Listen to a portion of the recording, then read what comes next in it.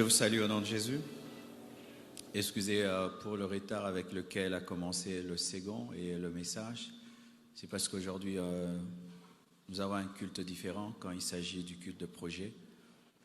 C'est un culte pendant lequel nous travaillons ensemble pour faire avancer l'œuvre de Dieu. Amen. Comme vous le savez, nous avons 3 cultes. Un culte pour nos familles, un culte de puissance, un culte de sanctification, mais il y a un culte pendant lequel nous parlons des besoins de l'œuvre et nous enseignons sur comment nous pouvons concrètement soutenir l'avancement de l'œuvre de Dieu. J'ai eu enseigné sur les caractéristiques d'un bon mari. Je crois que maintenant la compassion est des bons maris. Et dimanche passé, nous avions parlé de 1 heure avec le roi. Et j'ose croire que vous avez maintenant des cultes personnels dans vos maisons. Amen. Aujourd'hui, je vais m'entretenir avec vous sur 8 vérités sur le donner. Oui, vérité sur le donner. Tu peux le dire à ton voisin de gauche. Oui, vérité sur le donner. Celui de droite. Celui de devant. Celui de derrière. Seulement le voisin qui te sourit. Amen. Lorsque je parle du donner, je parle de l'offrande, je parle de la dîme, de la libéralité, de l'aumône aux pauvres, du don, du legs, de tout cela. Oui, vérité sur le donner. La première vérité à savoir, c'est que notre argent et nos biens ne nous appartiennent pas. Nous n'en sommes que des gérants. Si tu veux apprendre à donner, la première chose que tu dois intérioriser, c'est que ton argent n'est pas à toi. Ton argent est à Dieu. Tu n'es pas le PDG de ton argent. Même si ton compte bancaire est en ton nom, même si tu t'es battu, tu t'es sacrifié pour avoir ce que tu as aujourd'hui et ce que tu es aujourd'hui, sache que ce n'est pas toi, c'est la grâce de Dieu. Car plusieurs se sont battus comme toi, mais n'ont pas ce que tu as. Plusieurs sont intelligents comme toi, mais n'ont pas ce que tu as. Si seulement Dieu t'enlève la santé et la force que tu as, tu ne sauras pas aller au travail, gagner ta vie, te battre et avoir ce que tu as. Tu n'es pas propriétaire de tes biens. Tu n'es pas propriétaire de ton argent. Dieu te l'a confié pour que tu puisses le gérer pour lui. Et si donc nous ne sommes pas propriétaires de nos biens, donc nous serons jugés au dernier jour et nous aurons des comptes à rendre à Dieu au dernier jour sur la manière dont nous avons géré l'argent, les biens que Dieu nous a donnés. C'est très difficile d'accepter cela parce que tu ne vois pas l'argent, plutôt la main de Dieu te donner l'argent. Tu ne vois pas la main de Dieu invisible qui vient te donner. Tu vois ta main qui gagne, qui se bat. Tu vois ta sueur. Tu vois comment c'est toi qui te bats. Mais comment cet argent est à Dieu? Oui, bien-aimé. Parce que c'est par grâce que tu as cet argent. C'est par la faveur divine que tu as cet argent. Un homme qui ne reconnaît pas la grâce de Dieu dans sa vie ne donne pas. Un homme qui ne reconnaît pas la faveur de Dieu ne donne pas. Parce qu'il trouve qu'il est le Dieu de lui-même. Je me suis acquis par mes propres efforts ce que j'ai. Pourquoi je serai reconnaissant en Dieu? Qu'est-ce que Dieu a fait pour moi? C'est pourquoi vous allez remarquer que les personnes humbles donnent à Dieu. Les personnes reconnaissantes donnent à Dieu.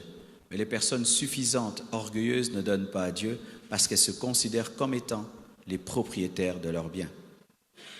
Mais dans Matthieu 25, verset 14, la Bible conforte ma position. La Bible dit ceci dans Matthieu 24, verset 14. « Il en sera comme d'un homme qui, partant pour un voyage, appela ses serviteurs et leur remit ses biens. Et leur remit ses biens. Ce sont les biens du maître. Mais nous sommes des serviteurs auxquels le maître a remis ses biens.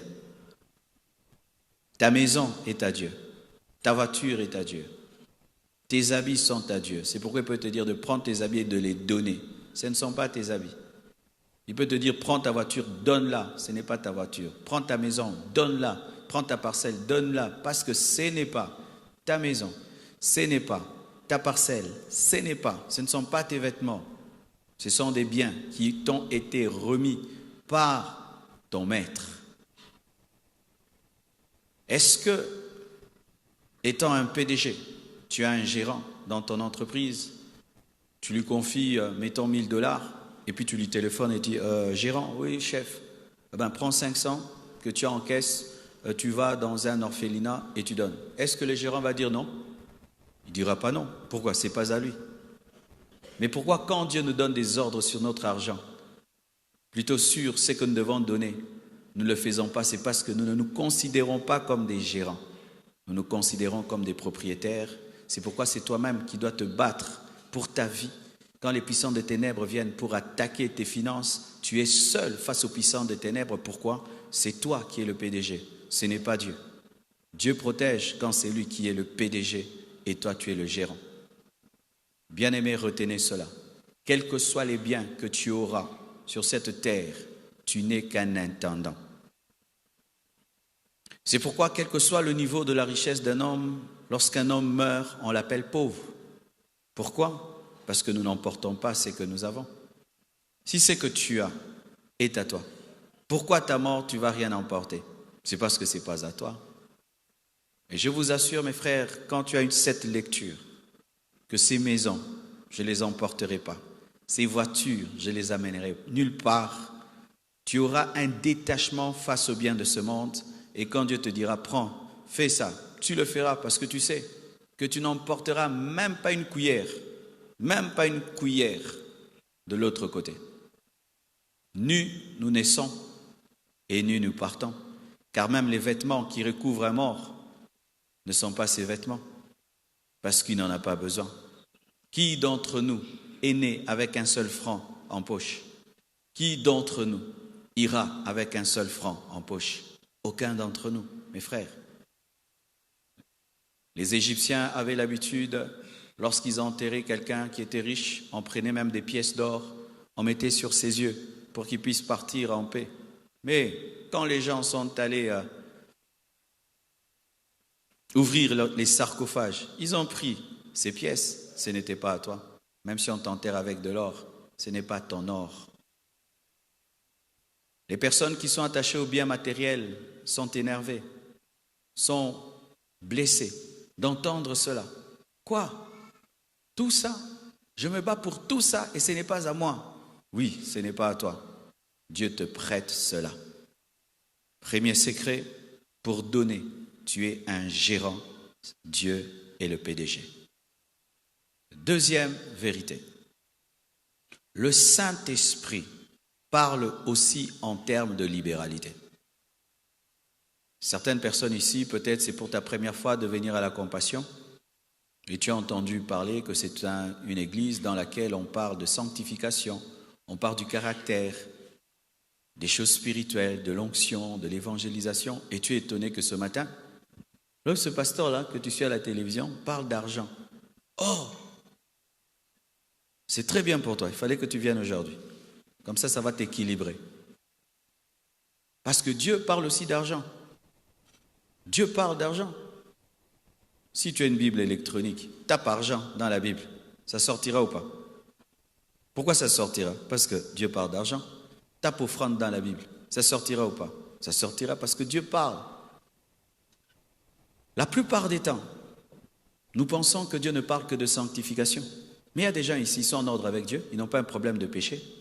Il n'a pas un problème de péché. Il n'est ni dans le vol, ni dans le mensonge, ni dans l'impudicité, ni dans l'orgueil, il n'est dans rien de tout cela. Quand tu parles de sanctification, il se sanctifie. Mais il a un problème, il ne s'est pas donné à Dieu. Le Saint-Esprit ne parle pas que de l'enlèvement. Le Saint-Esprit ne parle pas que des miracles. Le Saint-Esprit ne parle pas que des dons spirituels. Le Saint-Esprit aussi parle de l'offrande. Mais nous n'entendons pas la voix du Saint-Esprit nous parler de l'offrande parce que dans ce domaine-là, nous n'avons pas encore connu un renouvellement de l'intelligence. Cette option-là, écouter l'Esprit dans le domaine de l'offrande, n'est pas activée en nous. C'est pourquoi nous n'entendons pas le Saint-Esprit nous parler de l'offrande. Lorsque tu étais en train de préparer ton culte, je t'assure, le Saint-Esprit t'a parlé de l'offrande, mais tu n'as pas entendu. Il a pu te dire, pas cette robe, elle est courte, pas cette jupe, elle n'est pas bien. Pour un enfant de Dieu, tu as pu entendre le Saint-Esprit te parler de ton habillement. Mais il t'a parlé aussi de l'offrande que tu devais apporter à l'église, mais tu n'as pas entendu. Oui, mes frères et sœurs, tu peux être en train de prier et même en train de demander des choses qui n'ont rien à voir avec l'offrande, mais Dieu te parle de l'offrande. Seigneur Dieu, bénis mon mariage, bénis mon mariage, bénis mon mariage. Et puis l'Esprit de Dieu te dit, prends l'offrande, donne, et tu verras. Tu peux être en train de dire, Seigneur, mon ministère. Une fois, je suis allé dans une église, j'ai apprécié l'église, comment elle fonctionnait, j'ai beaucoup aimé. Je suis allé voir le pasteur, je lui ai dit, comment tu fais? Il m'a expliqué. Mais l'Esprit de Dieu m'a dit, au-delà de ces conseils que tu as reçus, prends une offrande, sème dans ce ministère. Ils sont en pleine construction du temple. Et j'ai sémé dans leur ministère. Le Saint-Esprit parle aussi d'offrande. As-tu déjà entendu le Saint-Esprit te parler d'offrande? As-tu déjà entendu le Saint-Esprit te dire de prendre 10 vestes dans ta garde-robe et d'offrir? As-tu déjà entendu le Saint-Esprit te dire prends ta voiture, donne à telle personne? Je bénis Dieu, il y a un jour ici, il y a un couple. Leur voiture avait connu un accident avec les enfants à l'intérieur. Et après, ils ont réparé la voiture. Ils étaient contents. Ils voulaient utiliser la voiture. Dieu a dit non. J'ai épargné vos enfants. Vos enfants, normalement, devaient mourir. Cette voiture-là, vous allez l'offrir à tel pasteur. Et ils m'ont apporté cette voiture. Vous avez dit, pasteur, Dieu nous a dit d'offrir ça à tel homme de Dieu. J'ai appelé l'homme de Dieu. Il est venu et il a pris sa voiture. Et c'était sa prière. Seigneur, donne une voiture. Ils ont entendu l'Esprit parler de voiture. Certaines églises que vous voyez prient dans des maisons offertes, des parcelles données, pas achetées. Et on connaissait souvent ça lorsque le réveil avait commencé. Les gens offraient des parcelles pour qu'une église naisse, commence. Dans l'église primitive, les gens donnaient leur maison, car l'église primitive priait dans les maisons. Les gens entendaient Dieu parler de la maison, que cette maison devienne une église de maison. Ta sensibilité spirituelle dans le domaine des offrandes déterminera ta bénédiction. Dieu a dit à Abraham, donne Isaac. Dieu a dit à Gédéon de donner.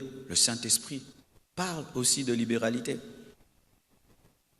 Jean 12, versets 1 à 5, nous parle de cela. Jésus-Christ est entré dans la maison de Marie et de Marthe après la résurrection de Lazare. Et là, lorsque Marie voit Jésus-Christ, elle prend un livre de parfum de nard pur de grand prix. Elle oint les pieds de Jésus-Christ et commence à essuyer les pieds de Jésus-Christ avec ses cheveux. Et la Bible dit que toute la maison fut remplie de l'odeur du parfum. Et Judas Iscariote a été choqué par cela. Il a dit qu'il fallait donner ça aux pauvres. Et Jésus-Christ explique que Marie faisait cela pour préparer son embaumement, pour préparer sa mort et sa résurrection. C'était une offrande prophétique qui annonçait que Jésus-Christ allait mourir et ressusciter. Elle a entendu l'Esprit lui dire d'offrir un parfum de grand prix pour annoncer la mort et la résurrection de Jésus. As-tu déjà entendu l'Esprit de Dieu te parler de donner une offrande? Ou une conviction intérieure de donner une offrande? Oui, le Saint-Esprit parle. Il parle d'argent. Il rappelle. Tu n'as pas accompli ton vœu. Le Saint-Esprit parle aussi comme ça. Tu n'as pas accompli ton vœu. Tu avais promis, tu n'as pas fait.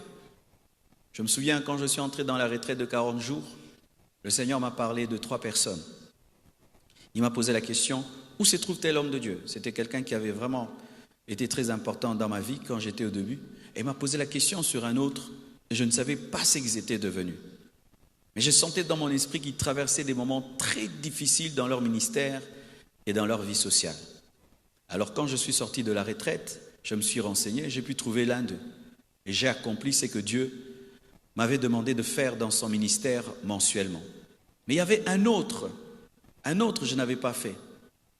Et après quelque temps, cette année, d'ailleurs, il est venu dans mon bureau et Dieu m'a rappelé ce qu'il m'avait dit. Dans la retraite là, je crois en 2016, lui aussi je t'avais dit.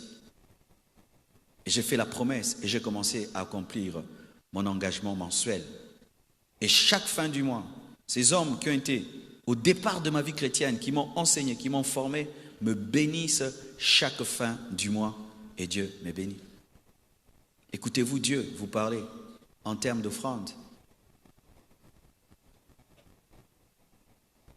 Troisièmement, une autre vérité. Le donner sur terre a un impact sur terre et au ciel.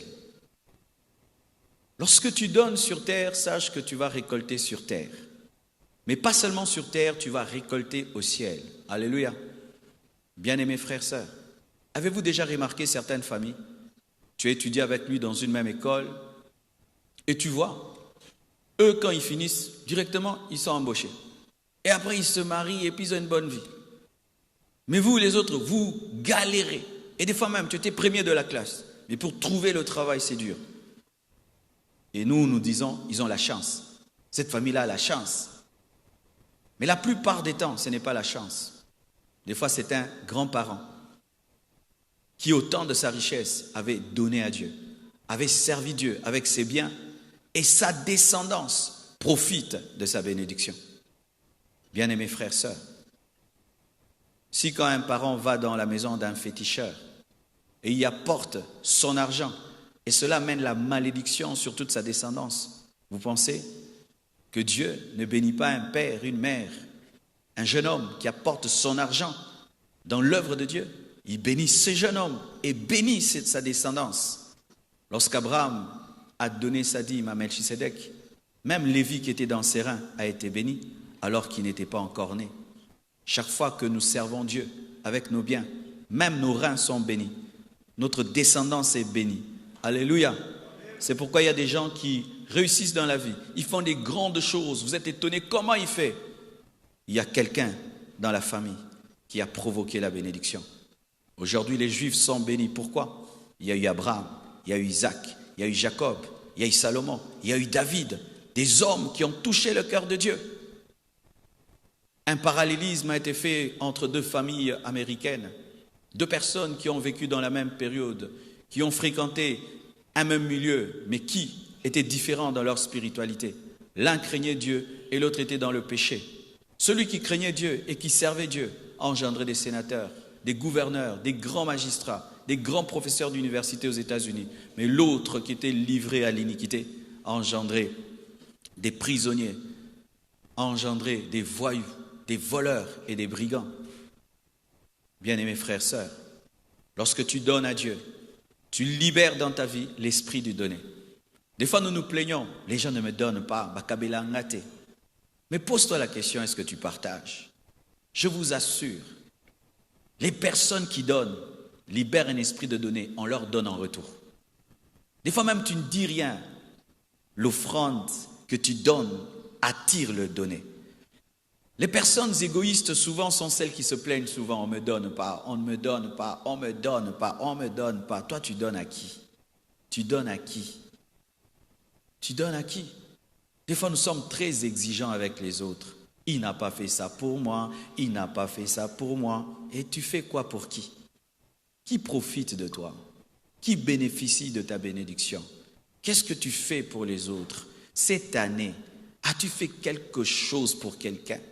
Cette année, as-tu fait quelque chose pour l'œuvre de Dieu? Quelque chose qui a de la valeur? Là, tu fais. C'est pourquoi aussi dans ta vie, les gens ne font rien de concret. Il fut un temps, mes frères et sœurs, j'étais un chrétien, très spirituel, priant, jeûnant, me sanctifiant, mais très négligent dans les offrandes. Avant de venir à l'église, je me préparais. Comment je vais m'habiller? Et je me tenais à l'église là, j'ai pas d'offrande. J'étais pauvre. J'avais du mal à payer même une maison de $60. J'avais du mal à me nourrir. Je me souviens une fois même, je suis allé, j'ai prêché. au point où j'ai vu noir. Ce n'était pas une attaque démoniaque, j'avais très faim. Et tu vois, les gens ont l'argent, mais ils ne t'aident pas. Les gens bénéficient de ton ministère, mais ils ne sentent pas la force de t'aider. Bien-aimés, vous qui avez même des frères qui sont riches, des sœurs qui sont riches, des amis qui sont riches, qui vous aident jamais. Ne vous plaignez pas d'eux, plaignez-vous de vous-même. Tu as quelque chose qui empêche qu'on te donne. Ça existe, mes frères.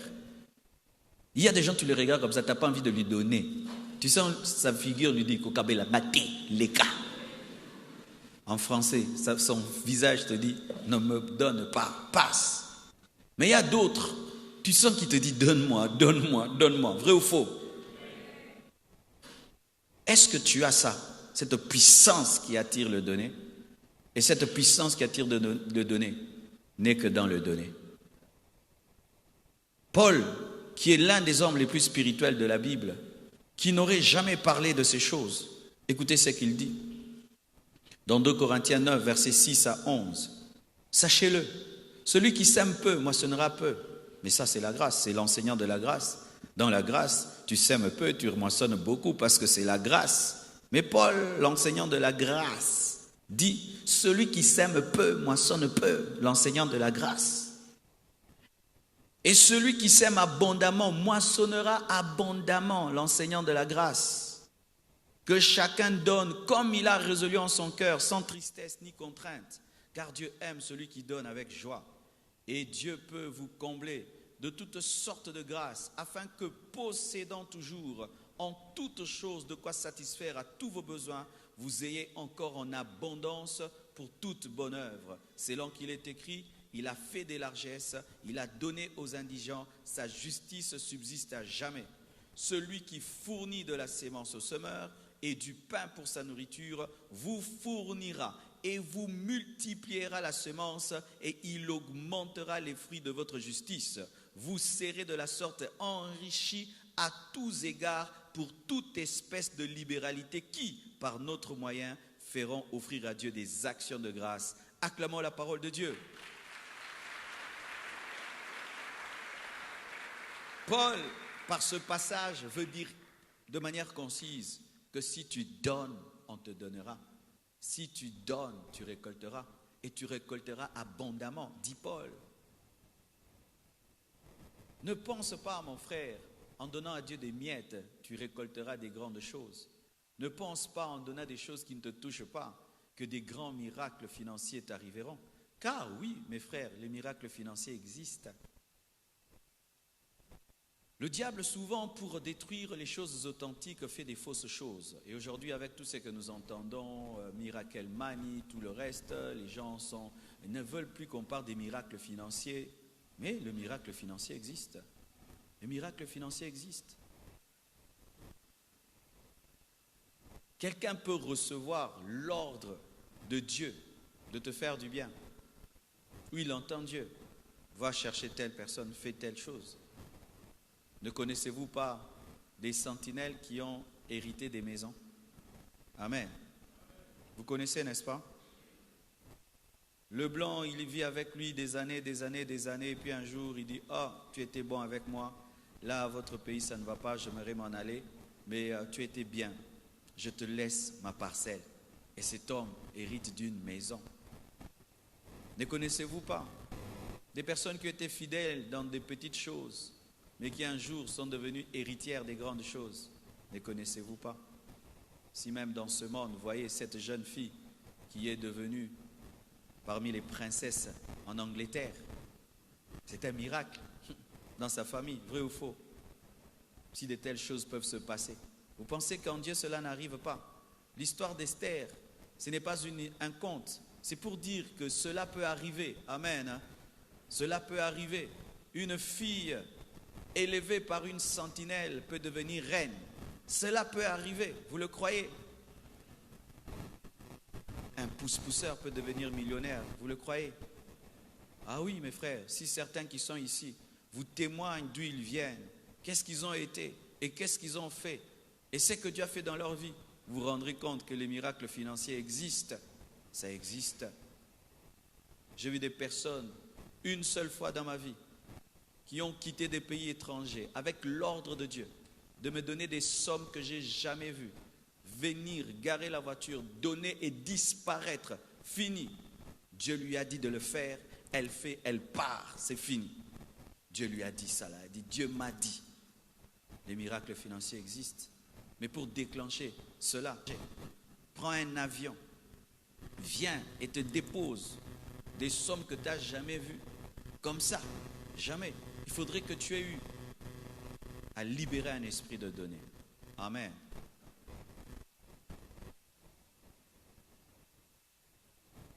Pas seulement sur terre, mais au ciel aussi. Luc 12, versets 33-34. Le donner a un impact au ciel. Bien-aimés frères et sœurs, pas seulement les prières, même donner a un impact au ciel. Luc 12, 33-34 nous dit ceci. Vendez ce que vous possédez et donnez-le en aumône. Faites-vous des bourses qui ne s'usent point, un trésor inépuisable dans les cieux, où le voleur n'approche point et où la teigne ne détruit point. Car là où est votre trésor, là aussi sera votre cœur. Alléluia. Voici l'image que tu dois avoir. Voyez les étrangers qui sont dans notre pays. Ils bossent, ils travaillent dur. Mais la plupart transfèrent leur argent dans leur pays. Alors il peut être au milieu de vous. Mais son argent ne reste pas au Congo. Son argent va en Chine, va en Inde. Et quand il a fini de travailler, il rentre dans son pays et là il trouve des maisons déjà construites, il trouve des entreprises et tout le reste parce qu'il a transféré. Mais s'il commet l'erreur de ne pas transférer, qu'un jour il y a des problèmes et des pillages, il se retrouve pauvre. Il en est de même, mes frères. Notre véritable pays, ce n'est pas le Congo, c'est le ciel. Vous devez vous battre à transférer ce que vous avez sur terre au ciel. Mais là, il n'y a pas de banque, il n'y a pas de Western Union. Il faut donner et Dieu convertit ce que tu donnes en bien éternel. Ce qui fait que tu peux être riche sur terre et pauvre au ciel parce que tu n'as fait aucun transfert. Tu peux être riche sur terre, mais pauvre au ciel parce que tu n'as rien transféré. Les pauvres,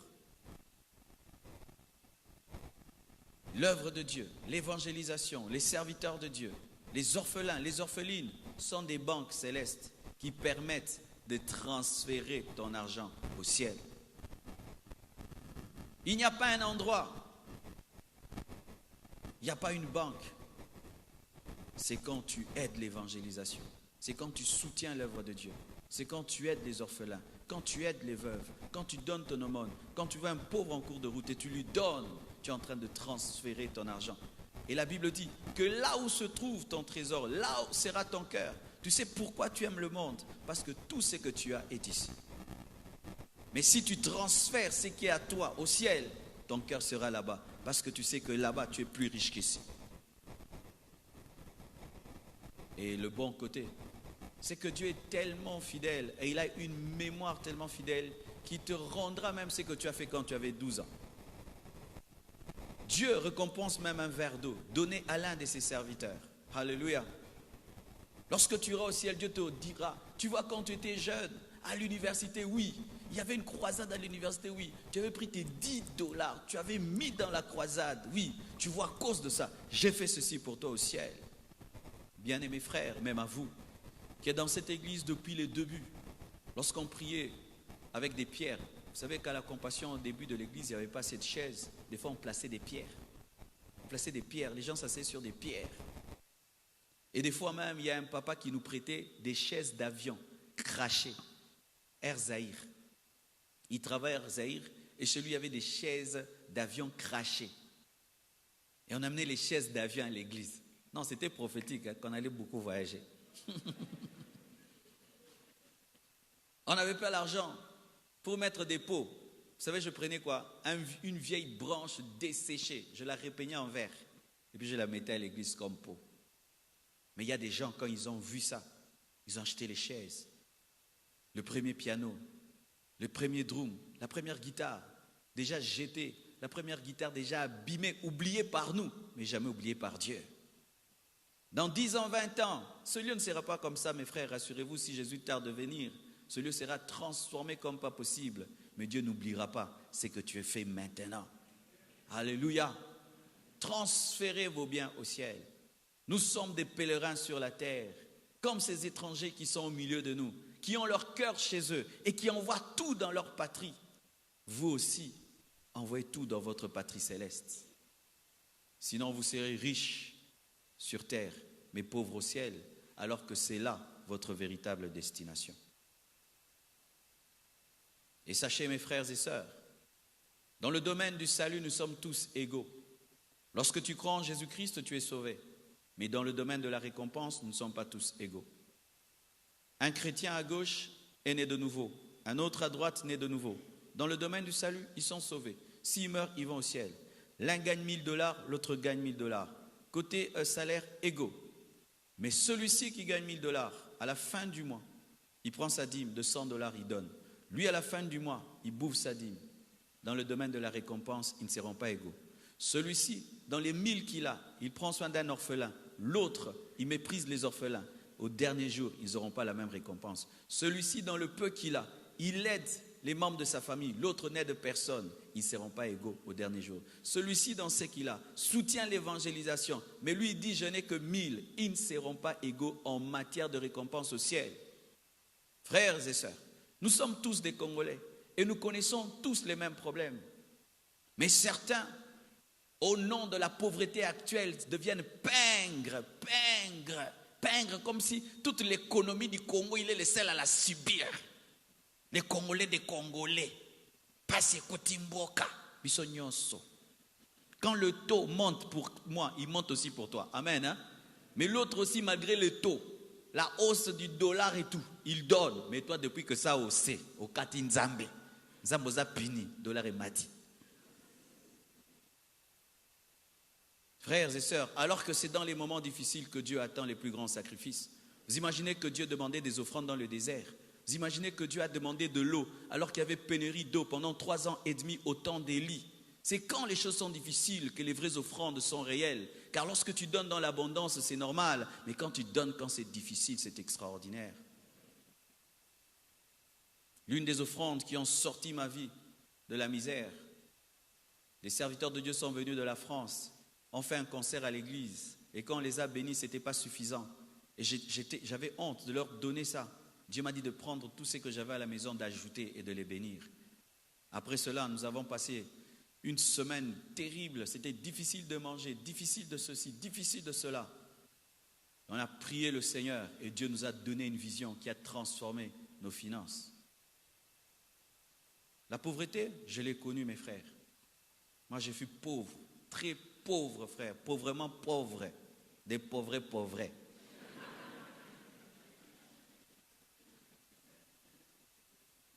Où tu achètes le lait, vous connaissez le lait grenade. Vous voyez la grenade, on l'ouvre comme ça. Et puis on jette. Vous voyez les laits corbels là, on ouvre comme ça. Et puis. Où tu achètes un sucre, 2 sucres. J'ai connu ça. Où tu dois prier pour avoir $60 pour payer un loyer. Où tu manges une fois par jour. Par miracle. Tu finis le jeûne. Tu dois prier pour manger. Sinon tu continues maintenant un jeûne involontaire. Où tu restes à l'arrêt jusqu'à 23h pour attendre un taxi. Où tu demandes à Dieu même de te donner une Renault Kwasa. Vous connaissez les Renault Kwasa? Qu'on conduisait comme ça. Moi, j'ai demandé à Dieu, Seigneur, je ne te demande pas beaucoup, même la Renault là qui fait ça, que je rentre. Mais dans cette pauvreté, le Seigneur te dit de donner, de donner, de donner, de donner. Et Dieu a fini par bénir. Alléluia. Alors toi qui donnes des raisons, je n'ai pas, je souffre. Frère, nous avons connu aussi cela. Et ce n'est pas en présentant ta souffrance que tu sortiras de la souffrance. Tu vas y rester. Mais si dans ta souffrance, tu apprends à donner le peu que tu as, alors Dieu te bénira. Si la veuve de Sarepta avait regardé sa souffrance, elle ne serait pas sortie de sa souffrance. Les gens disent, les pasteurs s'enrichissent et tout. Bien aimé, nous avons payé le prix. Ça fait 20 ans aujourd'hui. 20 ans que je suis pasteur. 20 ans. 20 ans. Et je peux vous dire dans cette église, s'il y a 10 personnes qui donnent, je suis parmi les 10. S'il y a 5, je suis parmi les 5. S'il y a 3, je suis parmi les 3. S'il y a 2, je suis parmi les 2. Allez demander au diacre. J'ai compris, frères et sœurs, que tu peux parler de l'argent, appeler l'argent, chercher l'argent. Mais si toi-même tu ne sais pas mettre l'argent dans l'œuvre de Dieu, l'argent ne viendra pas dans ta vie. Je ne le parle pas par enseignement, je le parle par expérience. Par expérience, je peux vous le dire. Voici une quatrième chose. L'offrande doit toujours être qualitative. L'offrande doit toujours être un sacrifice. Quand l'offrande n'est plus un sacrifice, ce n'est plus l'offrande. C'est pourquoi sachez ceci, mes frères. Même si nos paniers d'offrande ressemblent à des paniers poubelles, ce ne sont pas des poubelles. Vous voyez, les paniers d'offrande ressemblent à des poubelles. Et il y a des gens vraiment qui traitent les paniers d'offrande comme des poubelles. C'est là qu'ils déposent des sommes dont ils n'ont pas besoin. Certains même d'entre vous vous donnez des billets déchirés. Tu vois, tu as un billet déchiré à la maison, tu ne sais pas quoi en faire, tu viens, tu mets dans le panier. Certains même donnent des enveloppes vides. Mais oui. Dave, tu as travaillé au diaconat, non? Oui, ils peuvent vous témoigner que des fois, dans les paniers des offrandes, il y a des enveloppes vides. Vides. Des fois, vous pouvez être nombreux comme vous êtes nombreux, surtout le vendredi. Je ne sais pas si le vendredi, Dieu vous a fait quoi les vendredis? Vous voyez une offrande de 100 francs, 150 $. Mais les gens sont venus. Mais comme quand on met le panier, les gens vont nombreux, on dit il y a beaucoup de gens qui donnent. Oui, beaucoup mettent la main dans le panier, mais qu'est-ce qu'ils donnent dans le panier? Qu'est-ce qu'ils donnent? Quand une offrande ne te touche pas, ce n'est pas une offrande. C'est pourquoi David avait refusé de donner à Dieu ce qui ne le touche pas. Vois comment quand tu t'occupes de toi-même, ça sont toujours des choses qui te touchent. Quand c'est le parfum, c'est un bon parfum. Quand c'est une montre, c'est une belle montre. Quand c'est une bague, c'est une belle bague. Quand c'est une chemise, c'est une belle chemise. Quand c'est une chaussure, c'est une belle chaussure. Quand c'est une chaussette, c'est une belle chaussette. Quand c'est ça, c'est toujours. Mais quand il s'agit de Dieu, du coup, ce sont les miettes. Ce sont les choses qui ne te touchent pas. Et tu veux que Dieu te bénisse. Ton offrande est une insulte. Ton offrande est une insulte. Parce que quand il s'agit de toi, c'est le meilleur. C'est le meilleur que tu fais quand il s'agit de toi-même. Mais quand il s'agit de Dieu, ce sont les miettes. L'offrande qui ne te bouge pas ne bouge pas Dieu. L'offrande qui ne te touche pas ne touche pas Dieu. C'est pourquoi, mes frères et sœurs, sachez ceci. Hébreux 13, verset 16 nous dit « Et n'oubliez pas la bienfaisance et la libéralité, car c'est à de tels sacrifices que Dieu prend plaisir. À de tels sacrifices que Dieu prend plaisir. » Dieu prend plaisir au sacrifice. Même s'il y a le sacrifice principal, le sacrifice de la croix, Dieu prend plaisir au sacrifice. Frères et sœurs, est-ce que ce que tu as apporté ce matin est un sacrifice? Imaginez des fois, lorsque nous avons 1000 francs, 2000 francs en poche, ça nous arrive d'oublier. Tu fais même laver le pantalon avec 2000 francs dedans, et puis le travailleur te dit « Ah, patron, il y avait 1000 francs, 2000 francs. » Ben, perdre les 2000 francs ne te font rien. Mais c'est ce que tu vas mettre dans le panier. C'est que quand tu as même oublié, ne te fait rien, mais c'est ce que tu vas déposer dans le panier. Et sachez ceci, ce qui est sacrifice pour toi n'est pas sacrifice pour moi. Ce qui est sacrifice pour ton voisin n'est pas un sacrifice pour l'autre voisin.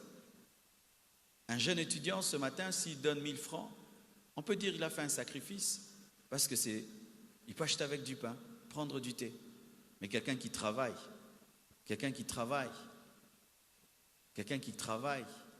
il gagne $300, $500, il donne une offrande de 500 francs. Est-ce qu'il a offert à Dieu? C'est pourquoi dans l'église, je n'aime pas l'esprit de Tsinsan.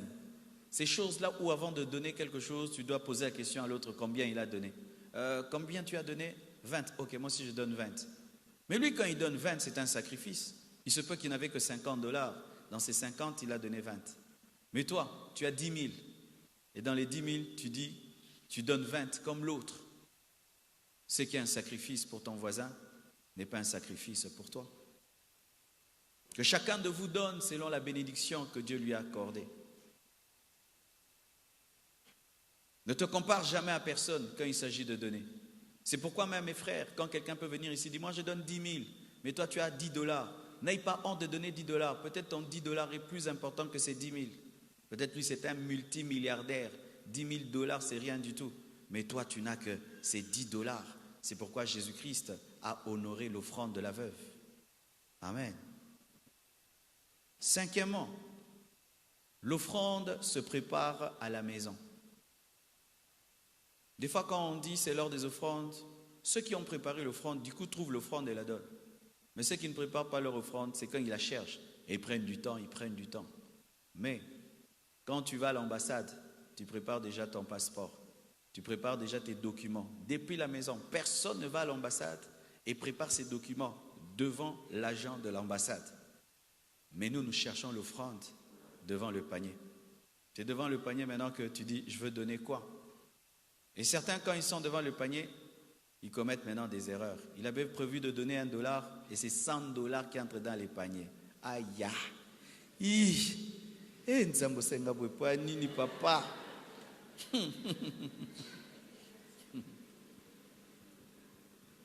Une fois, quelqu'un a fait ça. Il a confondu et il a mis 100 $. Vous savez, il a poursuivi les diacres. Il est allé au diaconat. Vraiment, excusez-moi. Il y a un 100 $ là. Ah, c'est une erreur. Rendez-moi. On lui a rendu. Pour le témoignage de l'église, on lui a rendu. Est-ce que tu as préparé ton offrande? Tu as préparé ta veste? Tu as préparé ta chaussure? Tu as lavé ta voiture? Tu as préparé tes habits? Mais est-ce que l'offrande que tu as est une offrande préparée? Est-ce que tu as écouté l'Esprit de Dieu quand tu préparais ton offrande? L'offrande se prépare à la maison. Mais des fois, exceptionnellement, pendant le culte, Dieu peut dire, change d'offrande, donne mieux, donne plus. Dieu peut le faire. Mais une bonne offrande se prépare à la maison. Mais vous savez pourquoi nous ne voulons pas préparer les offrandes à la maison? C'est parce que l'argent est à la maison. Alléluia. Quand l'argent est à la maison, on ne veut pas. Pourquoi? Parce que Dieu va dire, tu vois dans les 1000 là, prends 300. Ah non. Comme ça, tu veux préparer l'offrande à l'église. Comme ça, si Dieu te dit, prends 300.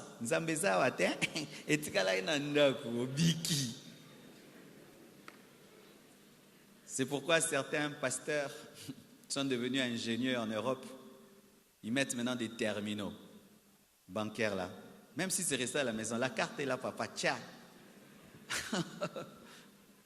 Je me souviens, j'étais allé prêcher quelque part à Bruxelles et il y avait le pasteur disait aux gens, sortez dehors, il y a un distributeur. Tu peux sortir, frère, tu vas, tu récupères et tu rentres encore. Ah, pasteur, que les gens quittent l'église pour aller prendre. Mais pourquoi? Le pasteur a développé Mayele. En français, les fidèles sont devenus malins, le pasteur aussi est devenu malin. Je t'assure, si tu préparais ton offrande à la maison, devant ce que tu as, tu donnerais des bonnes offrandes.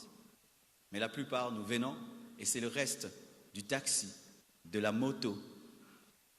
Ce qui peut se retrouver là dans le sac, c'est le fond. Regarde un peu ce qu'il y a dans le sac là. Et dans le sac, souvent, il y a les déchets, n'est-ce pas? Il y a les déchets des courses. Dans les poches là, tu cherches, qu'est-ce que j'ai là? Tu donnes. Tu ne donneras pas une bonne offrande.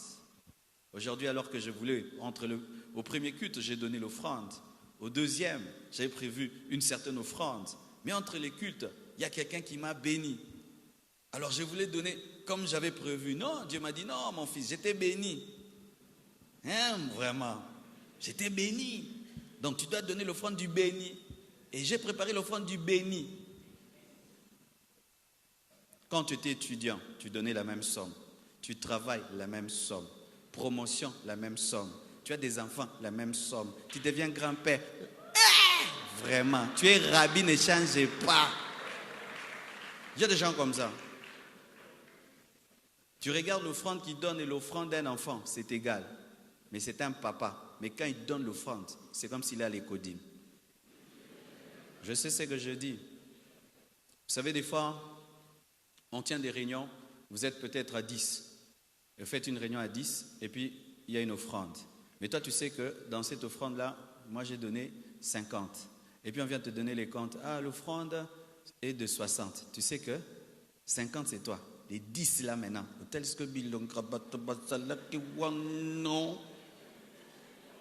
Et eux ne savent pas que les 50 c'était toi. C'était 60. Non, c'était 10. Mais bilongi. Ingengi. Ya kongenga pinza na ba parfum.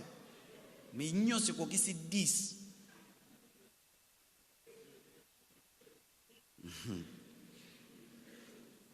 En français.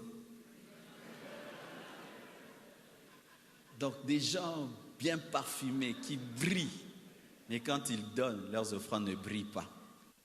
Et je dis toujours ceci à ces gens qui sont très très très exigeants. Ils veulent des images qui brillent. Vous voyez, même là le son nous dérange, n'est-ce pas? Ça nous dérange. Brrr, brrr. Alors il y a ceux qui ne sont pas spirituels et matures disent ah ça dérange. Mais moi je ne pense pas ça dérange. Je dis quelle est cette machine qu'on peut installer pour que l'électricité ne puisse pas influencer le son. Moi je pense comme ça. Donc il faut acheter une machine qui fait que l'électricité dans ses variations n'influence pas le son. Mais celui qui est consommateur des bonnes choses dit biloko bako bongisa te et ko utana lola.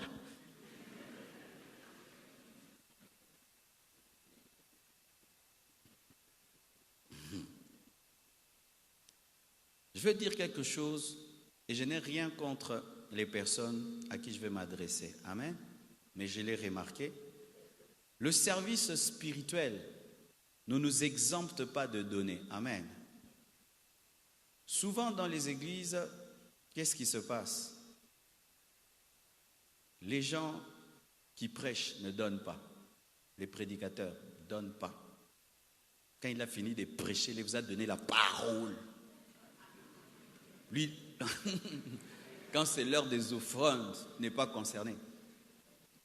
L'un de mes fils qui est là peut vous témoigner. Des fois même, après qu'on ait prêché dans la convention, on nous amenait avant l'offrande. Mais je lui donnais mon offrande, vrai ou faux? J'ai dit, je suis sorti avant l'offrande parce que je devais m'occuper des orateurs. Mais prends mon offrande, amène au diaconat. Parce que même si je suis prédicateur, je suis un enfant de Dieu, je dois donner comme tout le monde. Mais il y a des gens, si seulement ils commencent à prêcher, donnez, donnez, donnez. Et bon, donnez. Et bon, donnez. Et au début du ministère, j'étais un tel homme de Dieu. Je poussais les gens à donner, moi-même je ne donnais pas. Et j'étais pauvre, très pauvre. L'onction grandissait, mais la poche était trouée. Cher homme de Dieu, prie comme tu veux, lis la Bible comme tu veux. Si tu veux que Dieu te donne l'argent, tu dois avoir la libéralité. Sinon, tu peux avoir même des gens riches autour de toi. Ils n'ont même pas le fardeau de soutenir ton ministère parce que tu ne dégages pas l'esprit de la sémence. Les prédicateurs souvent ne donnent pas, les modérateurs. Maintenant, c'est l'heure des offrandes. Le premier panier, le deuxième panier, le troisième panier. Mais lui-même, dans aucun panier. On vous voit, hein? On vous voit, on vous regarde. Les choristes. Ha! Non, ils font des choses ici. Le panier là, on ne le met pas là pour que vous passez les paniers. C'est pour donner. Mais vous faites maintenant ça. Regardez comment ils font.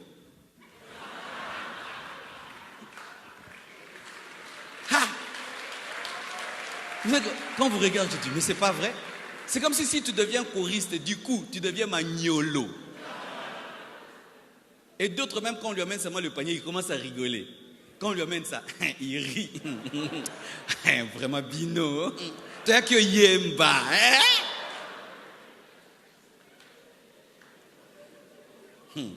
C'est rare, un choriste qui donne l'offrande. Ah, il est exceptionnel. Hein? Parce que si demain ils ont chanté, tout est accompli. Jésus revient bientôt. Les protocolaires. Ah, protocolaires. Ils tiennent seulement.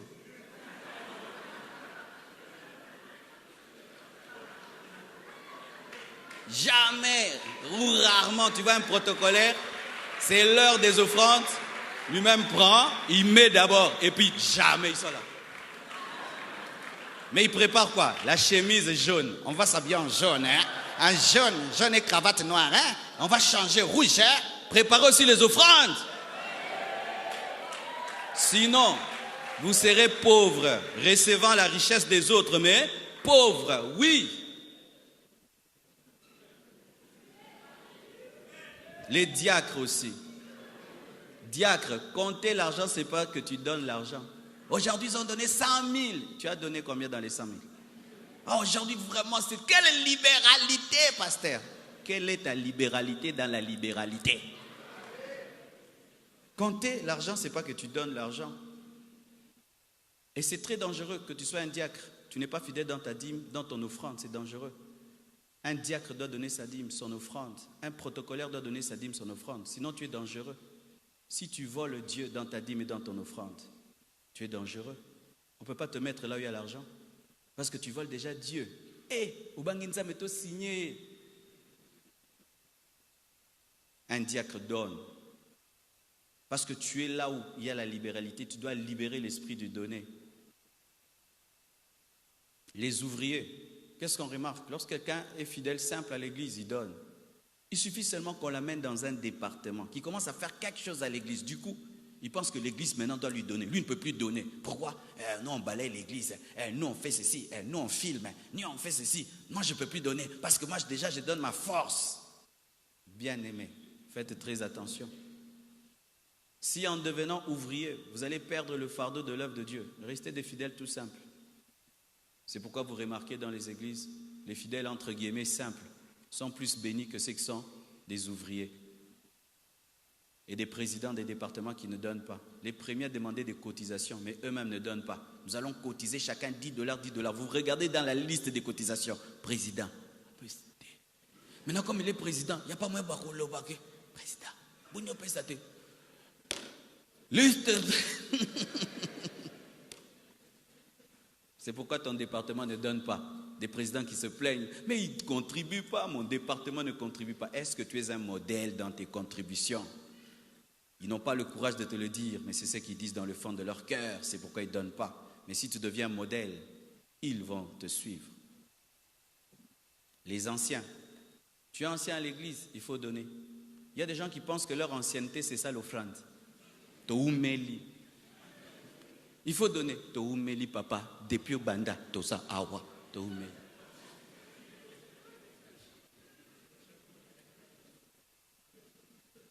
Et d'autres, les anciens donateurs. Il y a des gens qui ont donné beaucoup au début de l'église mais qui ne donnent plus. Ils sont restés dans des rétroviseurs d'offrandes. Nous donnâmes, nous donâtes.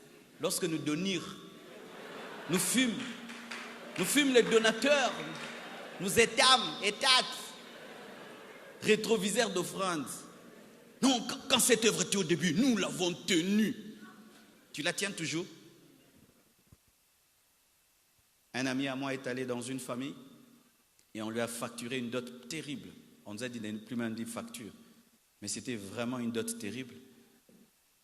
Et il a payé ça avec vraiment rage. Et après, quand sa belle famille venait le voir, on est malade. Il dit, dans la dot, la prenez. Tout va mal dans la dot là. Oh, état de santé, dans la dot, prenez là-bas. Et il y a des gens qui font ça. Au début de l'œuvre, ils avaient soutenu. Aujourd'hui, il dit, Dieu, souviens-toi, j'avais, il y a combien d'années? Il y a 20 ans. Il y a 20 ans que tu as soutenu cette œuvre. Il y a 15 ans. Certains oublient, mais il y a très longtemps que tu as vraiment soutenu ton église. Tu l'avais fait à un certain temps. Maintenant, tu as arrêté de le faire. Et nous pensons souvent que parce que nous sommes devenus nombreux, maintenant il y a beaucoup de donateurs. Archi faux, mes frères. Que ce nombre de personnes ne vous trompe pas. Des fois, quand on devient très très nombreux, on pense que maintenant il y a beaucoup qui doivent maintenant soutenir. La foule peut grandir, mais des fois le nombre de disciples ne grandit pas. La foule, elle peut grandir. Il y a des frères et sœurs ici. Ils viennent, surtout ceux qui sont de l'autre côté du temple. Vous voyez, de l'autre côté du temple, nous venons de mettre un écran. Cet écran nous a coûté au moins $15 000. 15 000 pour cet écran. Le transport, l'achat, fixé, payer la main-d'œuvre des techniciens. Je crois même plus de $15 000. Et il y a un écran là de $15 000 de l'autre côté. Mais il y a des bien-aimés. Ils arrivent seulement quand on dit que Dieu vous bénisse pour la parole. Pourquoi? Ben pour lui c'est fini. Il a reçu la parole, il n'a pas besoin de soutenir. Mais il voudra que demain, l'image soit meilleure, que le sang soit meilleur. Terminons, mes frères et sœurs. Certaines personnes, et vous allez suivre ça ces derniers temps, disent qu'au nom de la grâce, on ne peut plus donner des offrandes. Au nom de la grâce, il ne faut plus donner la dîme. Qu'au nom de la grâce, il ne faut plus bénir les serviteurs de Dieu.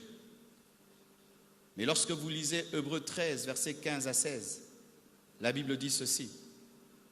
Par lui, offrons sans cesse à Dieu un sacrifice de louange, c'est-à-dire les fruits des lèvres qui confessent son nom, une offrande spirituelle. Mais, au verset 16, et n'oubliez pas la bienfaisance et la libéralité, car c'est à de tels sacrifices que Dieu prend plaisir. J'aime beaucoup l'équilibre de Paul. Paul parle des sacrifices spirituels, les fruits des lèvres qui confessent son nom, mais il parle aussi de la bienfaisance et de la libéralité. Et là, ce sont des choses en nature, des choses matérielles. Mais là, c'est la grâce. Et d'ailleurs, ce n'est pas Paul, parce que l'auteur des Hébreux n'est pas connu. L'auteur des Hébreux apporte un équilibre entre la dimension spirituelle et la dimension matérielle. Même au temps de la grâce, nous devons apporter nos offrandes et soutenir l'œuvre de Dieu.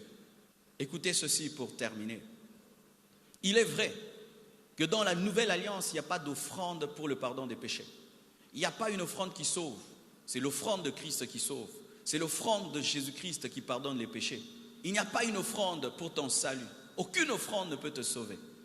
Mais après l'offrande du salut Jésus-Christ, il faut que tu puisses soutenir l'évangélisation. Il faut que tu soutiennes les serviteurs de Dieu. Il faut que tu soutiennes les pauvres. Il faut que tu soutiennes l'évangélisation. Quand même nous construisons, c'est l'évangélisation. Mais lorsque vous dites qu'au nom de la grâce, vous n'allez pas donner les offrandes, ni soutenir les serviteurs de Dieu, voici la question que je pose. Donc la loi est plus élevée que la grâce. Si le sacerdoce lévitique, le sacerdoce aaronique a été soutenu, alors le sacerdoce dans la nouvelle alliance, si ceux qui prêchaient la loi étaient soutenus et ceux qui prêchent la grâce, bien-aimés frères et sœurs, ne savez-vous pas que même au temps de la loi, le temple était déserté parce que les gens ne soutenaient pas le ministère, le sacerdoce d'Aaron, le sacerdoce lévitique? Même si nous sommes sous la grâce, nous devons soutenir l'évangile. Ce micro que vous voyez coûte 700 €.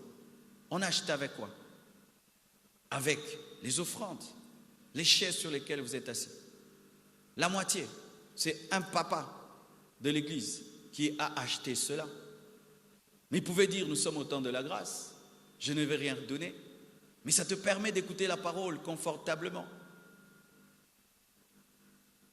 Si même il faut dire que dans la nouvelle alliance, la dîme est caduque, la dîme est dépassée, alors, bien-aimés, dans la nouvelle alliance, il faut donner au-delà de la dîme. Parce que Dieu ne recule pas. Quel est ce mari qui un jour dit à sa femme, ne m'aime plus beaucoup? Dans l'Ancien Testament, Dieu demandait 1/10. Mais comme il va dans la gloire, de gloire en gloire dans la nouvelle alliance, il dit maintenant à l'église, ne m'aime pas beaucoup. Et que maintenant, la loi puisse engendrer des gens remplis de libéralité, mais la grâce puisse engendrer des cupides, des égoïstes, des ingrats. Vous trouvez que c'est une évolution ou c'est une stagnation?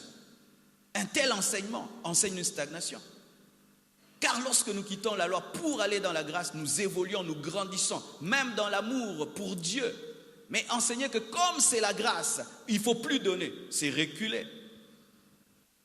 Si aujourd'hui, il faut soutenir la grâce plus que la loi. Alléluia. Et je vous assure, mes frères et sœurs, il y a des gens qui ont compris cela. Aujourd'hui, notre extension de Mwanda est en paix. Mais comment elle est en paix? Une jeune femme qui habite à Rome, un jour m'appelle, me dit, pasteur, s'il y a un besoin dans l'église, appelez-moi. Et ça coïncidait, l'église de Mwanda devait être déguerpie parce qu'on vendait la parcelle. Et l'église était jeune et ne pouvait pas acheter.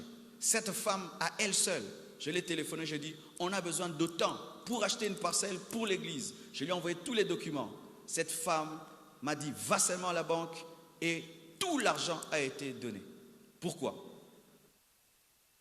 Parce qu'elle a compris que même si on est dans la grâce, on doit soutenir l'œuvre de Dieu. Aujourd'hui, l'église de Moine est en train de construire. Ils sont en paix. L'église est en train de croître. Et vous n'allez pas me dire que Dieu est contre cela. Mes frères et sœurs, je termine en vous disant de toujours donner à Dieu avec joie. Car l'offrande en soi n'est pas une offrande, c'est une adoration. Autant nous chantons avec joie, nous dansons avec joie. Il faut offrir à Dieu avec joie, sans murmurer, sans te plaindre. Tous ceux qui donnent dans l'église et qui après vont dans des coins parler, oh, on ne voit pas, oh ceci, oh cela, nous enrichissons les hommes de Dieu. Vous êtes comme quelqu'un qui donne et puis qui crache dessus. Bien-aimés frères et sœurs, donnez toujours avec joie, sans murmurer, et Dieu vous bénira sur terre et au ciel, et même votre descendance. Que Dieu vous bénisse abondamment.